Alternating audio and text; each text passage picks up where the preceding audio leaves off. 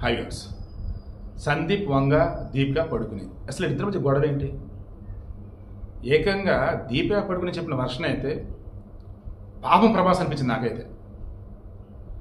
సందీప్ వంగ Deepika story చెప్తున్నాడు, spirit movie story.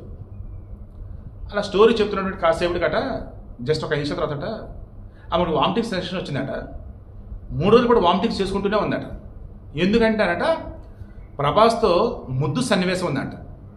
Adultery బాగా సహజీవనం అన్నట్టు, లేదంటే దువ్వాడు సీను వాళ్ళ లవర్ ఎవరు ఉండే ఆమె చెప్పింది కదా, మేము అడల్టరీ రిలేషన్లో ఉన్నా అని. లైక్ ఆ వేలో అన్నట్టు చాలా బోల్డ్ సన్నివేశాలు ఏవో చెప్పాడట. సందీప్ వంగ అంటేనే అర్జునుడి ఫస్ట్ మూవీలోనే చూపాడు అంత దారుణంగా.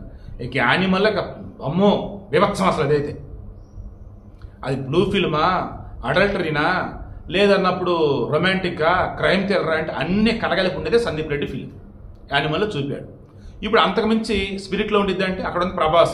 సో అంత దారుణం ఉండకపోవచ్చు, బట్ కొన్ని సన్నివేశాలు వచ్చేసి కథ డిమాండ్ చేస్తాయి కాబట్టి దాని దగ్గర పెట్టేసుకుంటా పోతాడు.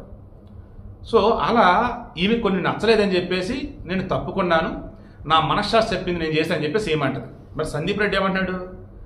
ఫెమినిస్ట్ అంటూ ఓవర్ యాక్షన్ చేస్తూ నువ్వు గతంలో హడావుడి చేస్తావు కదా, ఇదే అన్నది. నీకు నాకు మధ్యనప్పుడు నువ్వు ఒక హీరోయిన్, నేను ఒక డైరెక్టర్ని, నువ్వు ఒక సినిమాని నీకు ఒక కథని నీకు సినిమా కోసం చెప్తా. నువ్వు నాకు అగ్రిమెంట్ ఉండేది మనకి మానసికంగా. ఏమని? మనం ఒక స్టోరీ విన్నప్పుడు అది ఎక్కడ రివీల్ చేయకూడదు. నువ్వేం చేసావు? నా స్టోరీని పట్టుకొని 10 మందికి చెప్తావా? అండ్ దీప్తి ధ్రిమ్రి యానిమల్ మూవీలో ఉంది కదా అమ్మాయి, తనని నేను తీసుకుంటానని చెప్పేసి లేని పని విధంగా తన క్యారెక్టర్ని బ్యాట్ చేసే విధంగా తనని తొక్కుతానికి ట్రై చేస్తావా? సరే చేసుకో, మూవీ స్టోరీ ఎవడో చెప్తావో చెప్పుకో, నువ్వు ఎంత చేస్తావో చేసుకో, చేయి, నీకు నచ్చింది చేసుకో. నా మూవీ నేను తీస్తా, నాకు నచ్చిందని నేను సినిమాలో చూపిస్తా, రెడీనా అని చెప్పేసి ఈ వేలు ఇతను అగ్రెసివ్ వెళ్తున్నాడు.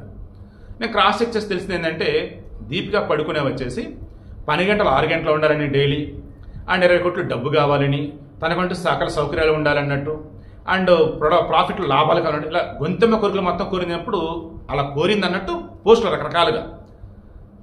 మనం క్రాస్ చెక్ చేస్తే నాకున్న మీడియా సర్కిల్స్లో టచ్ చేస్తే మరీ ఆమె అంత దారుణంగా ఉండదండి, ఆమె కొంచెం ప్రొఫెషనల్గానే ఉంటుంది. సందీప్కి ఆమెకు మధ్య ఎక్కడో చెడు ఉంటుంది, దెన్ దాంతో ఇక ఆమె సైడ్ అయి ఉండిద్ది. ఇక ఆమె మీద లేనిపోయిన రూమర్లను కూడా మిగతా క్రియేట్ చేస్తాం, ఎందుకంటే ఆమె యాంటీ బీజేపీ అన్నట్టు ఉండిద్ది. సో వీళ్ళే ఉండొచ్చు, లేదా సందీప్ రెడ్డి ఫ్యాన్స్ అనే ఉండొచ్చు. అండ్ దీపికా పడుకుని అంటే చాలా మందికి నచ్చదు, అలా అయినా సరే పెట్టుండొచ్చు, బట్ అంత దారుణంగా అయితే ఆమె కోరలేదండి అన్నారు.